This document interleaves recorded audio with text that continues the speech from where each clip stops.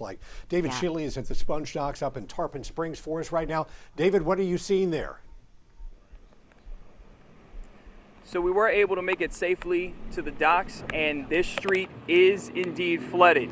It is about waist deep. If you were to go way in there, we're obviously not going to step in there. We have a visual of a city truck. Now that truck earlier today was just sitting there. There wasn't anybody in the truck. About 30 minutes ago, you could see the headlights of that truck. You can no longer see the headlights, just so you have an idea,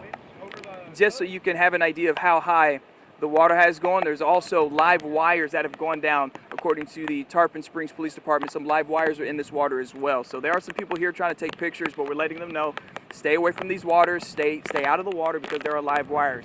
Now, we were able to meet a business owner, Nick.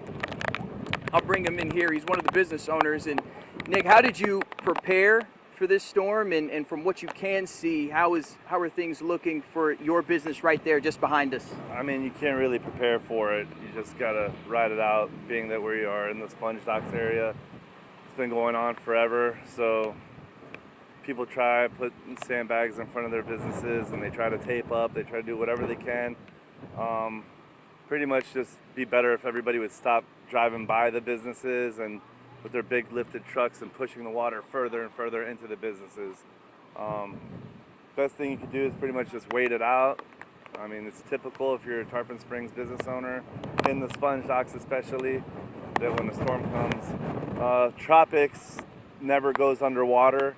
It is completely underwater, so that just goes to show you guys how bad everything's going right here, right now.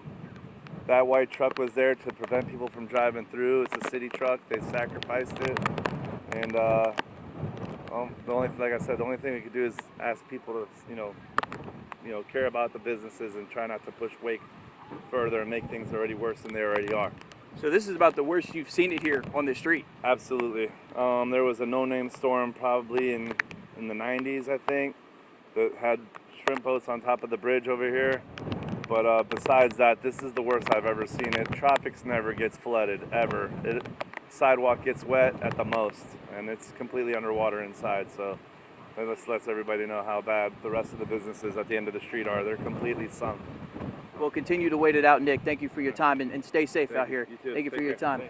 Again, Tarpon Springs, right here at the Sponge Docks. This is a flooded area. Please avoid this area. There are live wires that are down in the water. So if you are trying to be like some folks here, some of our neighbors here are trying to take in the sights of the flood, do not go into the water because of the live wires. For now, in Tarpon Springs at the Sponge Docks, David Shealy in Tampa Bay. David, thank you. Really great perspective there from Nick, and you can see people now walking behind you as well as they're out there surveying that damage. And a lot of what we're seeing, we can see the level of the water right now, but a lot of that damage we're going to see when we have light and the full scope of what's happened. David, this is such a tourist destination down there in Tarpon Springs, and some of these people cater to the tourists. I know they have seen flooding there before, as Nick mentioned there. Do you know how far down, how many businesses, do you have a sense as to how many are impacted? Are we talking dozens? Are we talking hundreds? Or how much damage, or how far and widespread do you think this flooding is? Probably at least 40.